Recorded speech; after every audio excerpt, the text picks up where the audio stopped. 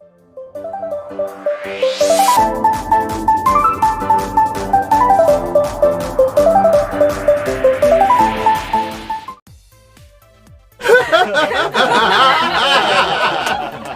का सास बहू का झगड़ा अनादिकाल से चला रहा है,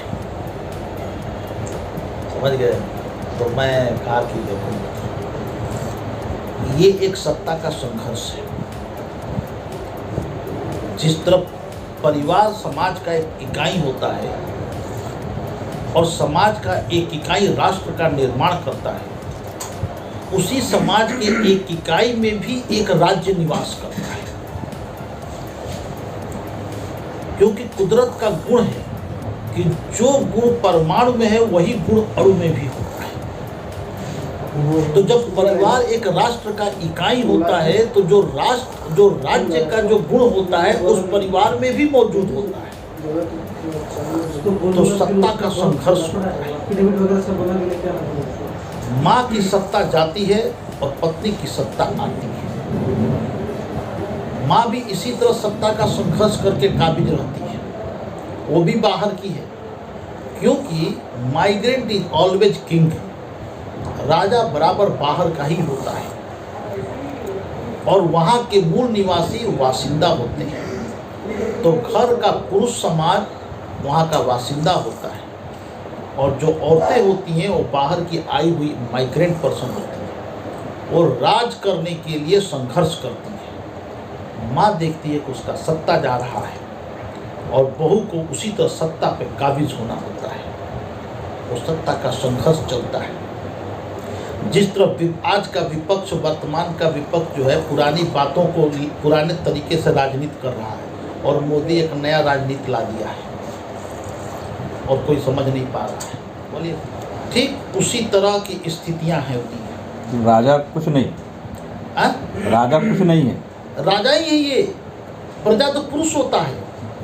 तो माँ जो है संघर्ष करती है अपने घिसी पिटी राजनीति के तरीकों पे आधार पे, और बहू एक नई राजनीति लेके आती है और संघर्ष शुरू हो जाता है सत्ता का।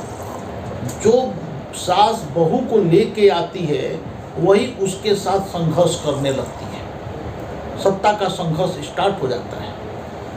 रियाया तो उसका लड़का है, उसका पति है, दोनों पिसते हैं उसमें। अब उस सत्ता के संघर्ष में जो उस पुरुष की बहन होती है वो माँ का साथ देती है। वो इसलिए देती है कि वो भी कहीं सत्ता की संघर्ष कर रही होती है। तो जहाँ पे वो रहती है वहाँ पे वो बहू के नज़रिए से देखती है और अपने ननद को गाली देती है क्योंकि उसकी ननद उसकी सास की सपोर्ट करती है। और सेम स्थिति उसके मायके में वो आके करती है, अपनी माँ का साथ देती है और अपनी भौजाई को गाली देती है। और इसी सत्ता के संघर्ष में अगर रियाया सतर्क हो गई तब तो सत्ता के संघर्ष में रियाया सुकून से जीती है।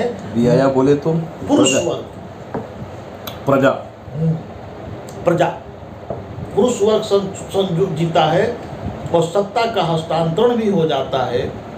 यदा कदा बीच बीच में टकराव चलता है।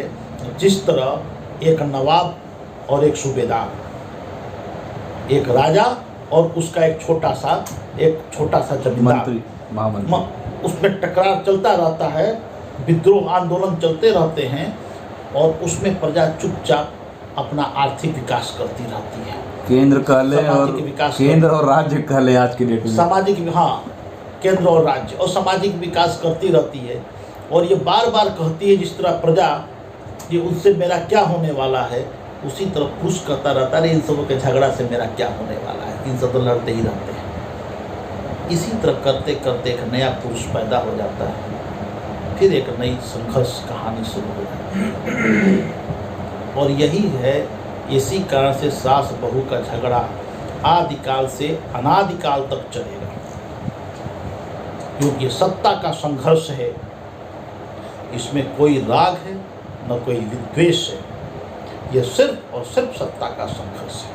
और जहाँ पे ये तालमेल टूटता है वहाँ पे सत्ता पदच्युत हो जाती है, तलाक हो जाता है, मारपीट हो जाता है, लड़की के परिवार वाले इंटरफेयर कर जाते हैं। जिस तरह किसी विदेशी सत्ता किसी को सपोर्ट करके उसको पदच्युत करती है, और वो पूरा घर एक अखाड़ा बन जाता है साम्राज्य का। विदेशी समर्थन के बाद सत्ता टूटना तय हो जाता है। खत्म, या तो फिर समझौता करना पड़ता है और नहीं तो फिर वो संघर्ष का एक वही कहानी शुरू होती है जैसा कि होता है, जिसकी चौधराहट उसकी चलती है। तो जो चीज राज्य में होता है वही चीज परिवार के अंदर होता है, दोनों सेम है।